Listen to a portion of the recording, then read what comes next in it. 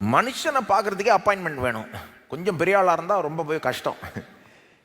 எவ்வளோக்கு எவ்வளோ ஆள் பெருசோ, அதாவது கொஞ்சம் உயர்வான ஒரு பதவியிலையோ ஒரு பவர்லையோ எதுலையோ இருக்கிற ஆட்கள்லாம் பார்க்குறது ரொம்ப ரொம்ப கஷ்டம். உலகத்திலே மிக பெரிய பணக்காரன் நீங்கள் பார்க்கணுன்னா அநேகமாக 3/4 பேருக்கு பார்க்க சான்ஸ் கிடைக்காது, அப்பாயின்மெண்ட்லாம் கிடைக்காது. உலகத்திலே மிக வல்லமை வாய்ந்த ஒரு ஆளை பார்க்கணுன்னா, மோஸ்ட் பவர்ஃபுல் பர்சனை பார்க்கணுன்னா பார்க்க முடியாது. அநேகமாக 3/4 பேரால் பார்க்க முடியாது. ஒரு சிலருக்கு தான் அந்த ஒரு பாக்கியம் கிடைக்கும்.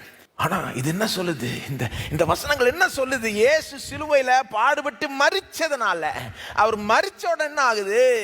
வழி திறக்கப்பட்டுருச்சு.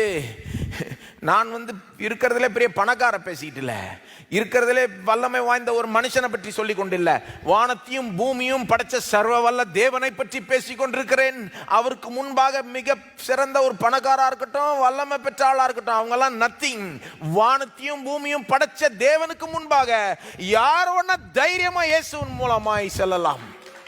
எவ்வளவு பெரிய விஷயங்க இது. இது ஒண்ணு இருந்தா எல்லாம் இருந்த மாதிரிங்க. நீங்க எப்ப வேணா கடவுள்கிட்ட போகலாம். அவரும் உங்களை வரவேற்று காத்து கொண்டிருக்கிறாரு. உங்களை வரவேற்கிறது மட்டும் இல்லாமல் உங்களுக்காக எதையும் செய்வார். ஏன்னா அவர் உயிரே கொடுத்து மரிச்சார் இல்லையா உங்களுக்காக. அப்போ உங்களுக்காக எதையும் செய்வார்.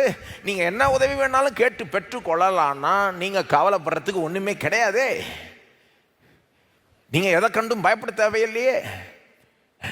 இதெல்லாம் ஜனங்க மறந்துடுறாங்க இல்லையா? இது எவ்வளோ பெரிய விஷயங்க. மிகப்பெரிய விஷயத்தை பற்றி பேசி கொண்டிருக்கிறேன். நம்ம வாழ்க்கையில் நாம் சந்திக்கிற சவால்கள் அதெல்லாம் தான் நம்ம மனசில் பொதுவாக இருக்கும். எனக்கு வேலை தேவை, எனக்கு சம்பாத்தியம் அதிகமாகணும், எனக்கு இந்த வியாதி சுகமாகணும், எனக்கு இது கிடைக்கணும், அது வரணும், இது நடக்கணும், இப்படி தான் நம்ம மனசு ஓடும் பாருங்க. நான் இப்போ பேசி கொண்டிருக்கிற காரியங்கள், இந்த வசனங்களில் சொல்லப்பட்டிருக்கிற காரியங்கள் அதை விட வேற லெவலில் இருக்கிற காரியங்கள். இதை நீங்கள் கவனிச்சிங்கன்னா, இதை நீங்கள் உள்வாங்கிக்கிட்டீங்கன்னா, இது உங்கள் உள்ளத்தில் ஆழமாக பதிஞ்சிருச்சுன்னா உங்களுக்கு அதெல்லாம் ஈஸியாக பெற்றுக்கொள்ளலாம். நீங்கள் வேற என்ன உதவியா இருந்தாலும் ஈஸியா பெற்றுக்கொள்ளலாம், ஈஸியா பெற்றுக்கொள்ளலாம், ஈஸியா பெற்றுக்கொள்ளலாம்.